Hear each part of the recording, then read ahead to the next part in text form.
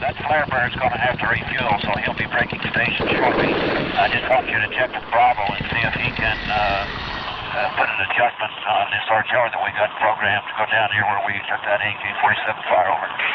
Every 80 years, nations often experience colossal events. There are different theories about the cycle, for example. The fourth turning theory focuses on the cyclical strengths of institutions versus individuals. Others surmise that 4 generations after a major crisis, there are no more older people to warn the society, and the younger people take peace and prosperity for granted. Well, exactly 80 years ago, America was mired in the Great Depression, and World War II was about to begin. Yet predictably, most Americans and Europeans now cannot even fathom such scenarios repeating in their lifetime.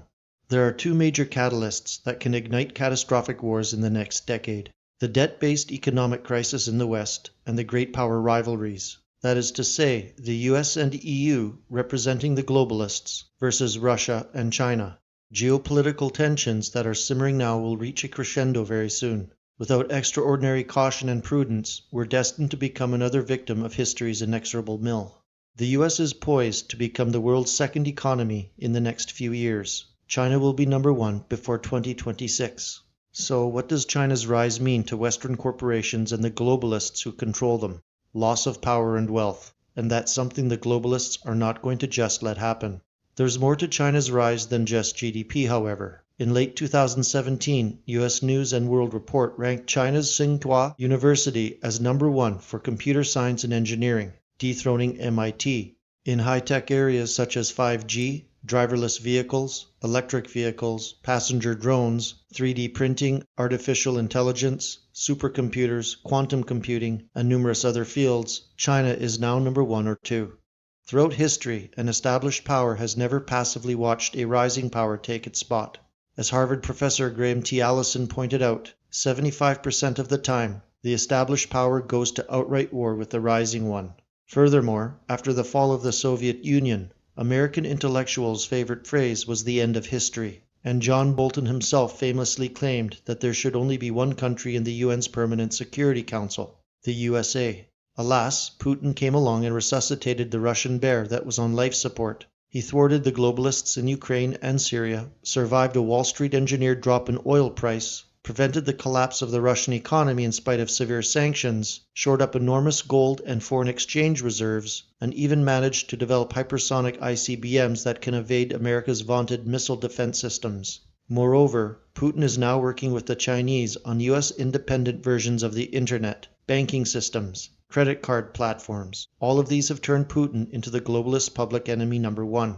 In the 1960s, the CIA came up with all sorts of false flag attacks to blame Russia.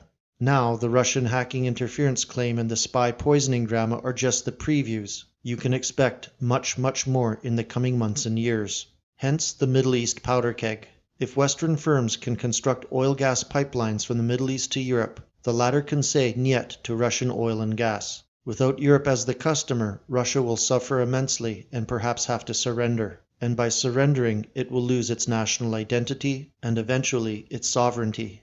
Controlling the Middle East also means controlling the land and sea routes of China's Belt and Road Initiative. A few moderate rebels in strategic locations can greatly disrupt China's Europe-bound trains. This is why Syria and Iran are so important to all sides of the geopolitical struggle. With neocons and pro-Israel warmongers filling up Trump's cabinet, a war in Iran is more likely than ever before, which will most definitely draw Russia and possibly China into the conflict. From China's point of view, its Achilles heel is that it is surrounded by America's vassal states, Taiwan, Japan, and South Korea for now. The Philippines used to be America's puppet, but it's now leaning towards China and Russia thanks to Duterte. How North Korea will turn out is yet to be seen. India, which was colonized by the British for 200 years, is experiencing amnesia and is quickly ceding its sovereignty to the US now. Japanese elites, under pressure from globalists, are trying to change their own constitution so that Japan can build up its military again. This is obviously an ominous sign. Thus globalists, and their liberal proxy states in the West, have a lot of alternative options to wage war against China. Asia has been growing rapidly and enjoying unprecedented prosperity. But there's a good chance they will screw it up by becoming sacrificial pawns in the geopolitical chessboard. But even if the globalists have mighty military and vassal states to impose their hegemony, they have one tremendous weakness: a fake economy based on debt and money printing. America's enormous strength is based on the petrodollar, an unfair system that forces other countries to buy oil and other commodities in US dollars. Take that away, and the American empire starts to wobble. Without enormous demand for the US dollar and treasuries, interest rates will go up, debt will become expensive, and interest payments on existing debt will skyrocket. This is why China, the largest importer of oil, just started oil futures that trade in yuan. Before the end of the year, China plans to announce systems where one can directly buy and sell oil in yuan.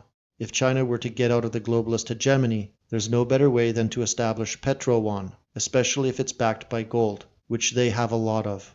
Thanks to the deep state, liberals, and the Democratic Party, US-Russia relations will continue to deteriorate as sanctions pile on.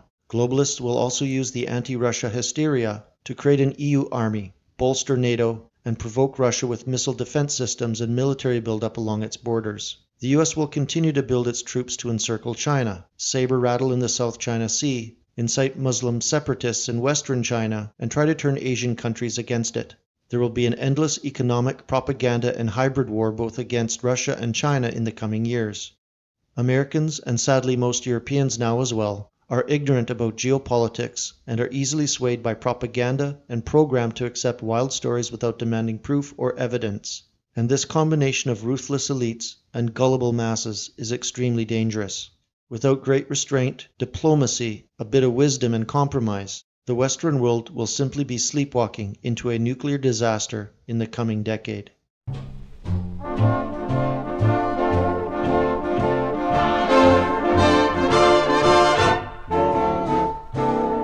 I will gather stars out of the blue for you, for you. I'll make a string of pearls out of